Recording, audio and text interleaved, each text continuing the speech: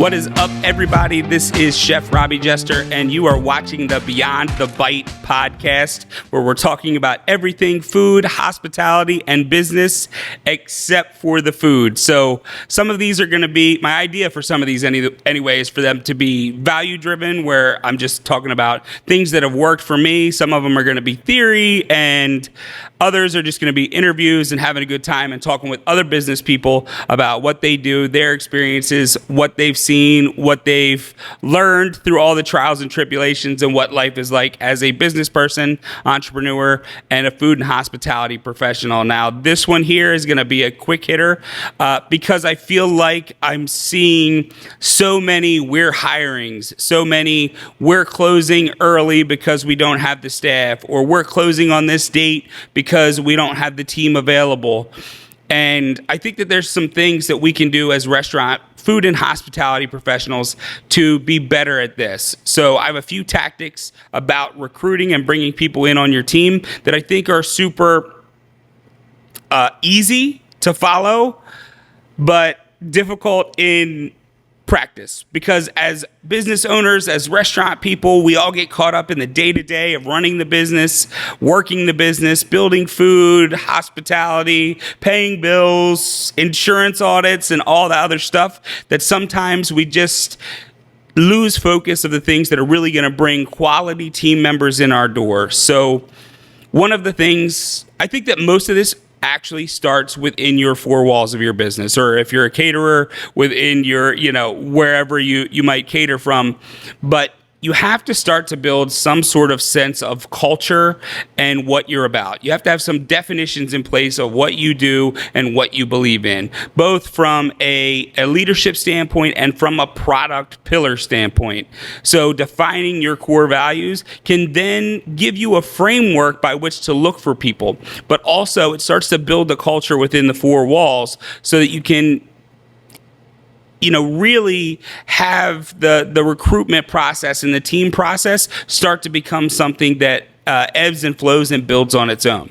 So, for instance, I'm a firm believer that every person has a specialty we just may not have discovered yet.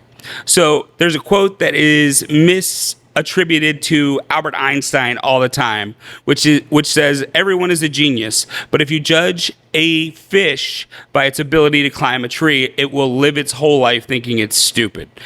Now, it's been proven it wasn't Albert Einstein. I'm not exactly sure who it was that put that quote in, but I love the second half of that quote, because I think a lot of times what we do is we take someone in this business who maybe doesn't have a certain skill set or has another skill set, and we try to teach a fish to climb a tree, right? If someone isn't a numbers person, they don't do that sort of thing, well, maybe we look for a different role for them that is going to highlight the things that they are great at. Maybe they're great with the guest. Maybe they're great with organization. Maybe they're great with creativity and food, or creativity in service, whatever it is. But we need to really take a look at each individual person and see what they are great at, what they enjoy doing, and we need to put that person in a position to succeed. So we're not putting square pegs in round holes.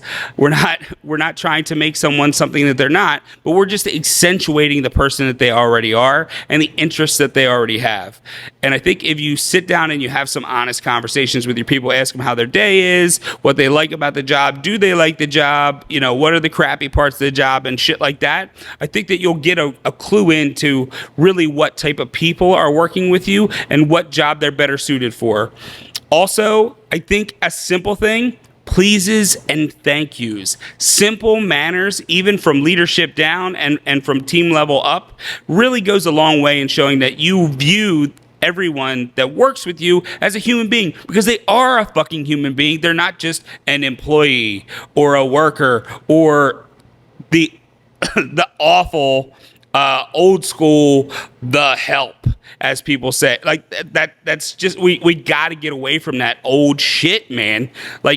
We're human beings working with human beings, living a life, and we need to be able to coach people, to have honest conversations with people. And the beautiful thing about that is when you do that right, you as a manager enjoy it more. You as a leader enjoy it more. And you as a leader get better at doing it. So have great, honest conversations. Make sure that we're not trying to teach fish to climb a tree. And then from there, you start to, I call sift through. So obviously, when you first start this process, it's uncomfortable. You have to build core values. You have to ask yourself what you stand for. Now, you can look at other companies that maybe have similar operations or is a company that you strive to be like. And if you go to their website or something like that, you type in core values of blank, there probably is core values on their site in some way, shape, or form. They may not call them that, but the values by which they build their team around. And there's nothing to say that you can't just steal those core values, right? You could just literally copy and paste if it's something that you believe in, that you want to do, that you want to see in your team.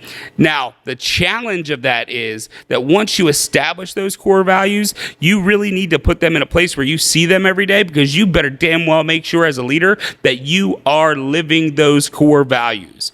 So once you're living the core values, you're having honest conversations, and you're not trying to teach a fish to climb a tree, then from there, your first recruitment tactic will be to go to your team members who are the style of person that you like, because you've sifted through things.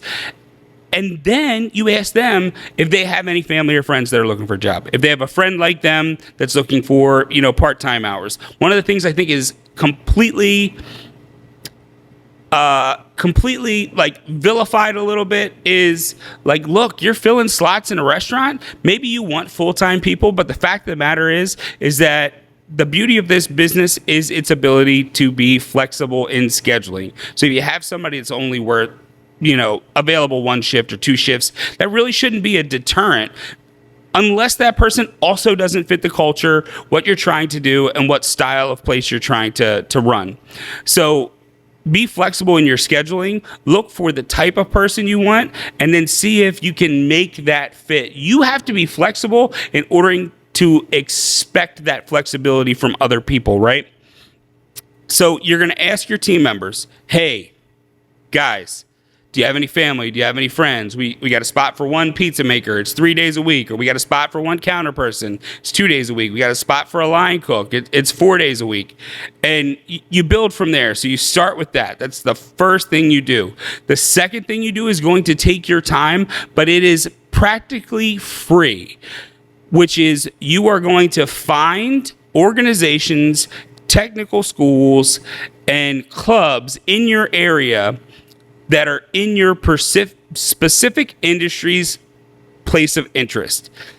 Meaning, in Delaware, we have a huge culture of technical high schools that teach the culinary arts and baking and pastry. So when I need to recruit, I go out, this odd concept for most, I go out into the schools and I give of my time. Sometimes I bring food and I prepare food and I do a demonstration because I like that and that's what I like to do. Sometimes I just go out and speak. Sometimes I go volunteer when they're working on other projects as well. But through that process of having conversations with people, you learn what they're looking for in employment, but they also learn the type of person you are and see that you are someone that is worth coming and working with, someone that's worth being mentored by. But you have to step out of your comfort zone and get involved in your community, because when you put out that help wanted ad, that we're hiring sign on the side of your window, you are asking your community to support you by sending people your way that want to work.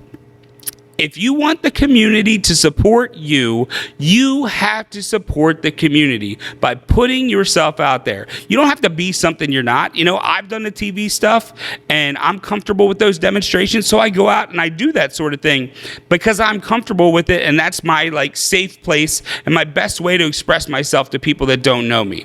If you're just somebody that likes to go out and talk, great. If you just want to go in and get in with the kids hands-on and kind of maybe, they're working on a project, they're doing a lot of these tech schools have cafes and things like that. Maybe you just want to go in and do a menu for the day in the cafe, or you just want to help manage the cafe for a day or something like that. But just getting in proximity to people that are looking to do this as a career and are interested in it and are kind of maybe unsure about it, is a great way to start to recruit for your business. You also, I promise you, will get tons of fulfillment out of it.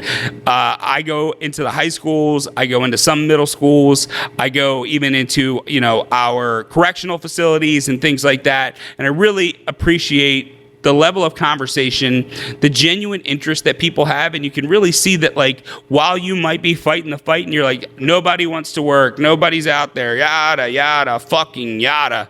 Like, you might feel all of that, but once you go out and you get around people who are interested in the same thing, you're going to realize that that's really not the truth. Is it a different time than it was before? Absolutely. But that does not mean that there aren't great people that want to get into this business and are looking for the right person to kind of shepherd them through. So get involved in your community organizations.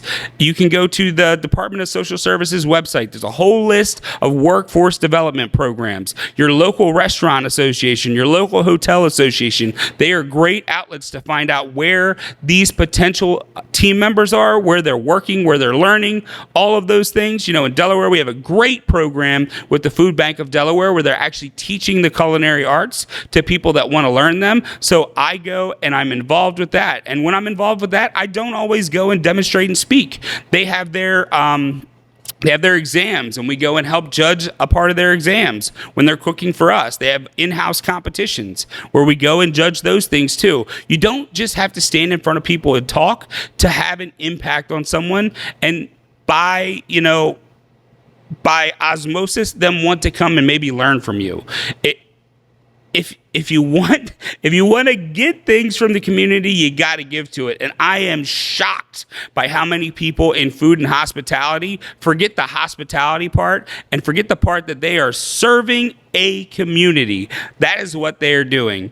But all they want to do is get your money and give you a plate of food. That's what the promise is, right? But it really has to be beyond that. If you want support outside your four walls, you have to go outside your four walls to get it.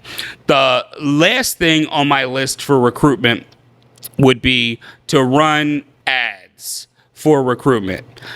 So 2 types of ads. Free ads is first on your social media. If you have a social media presence at all, putting the ad out there. I suggest putting it in the story though, because more people these days look at your story than they look at your feed. They don't really scroll through your feed, and based on the algorithm, they might not see it. But if somebody is going by and they're pushing on your tacos and looking at your story and your pictures of your tacos, then they're probably going to scroll through and see that ad that you're looking for people to add to the team.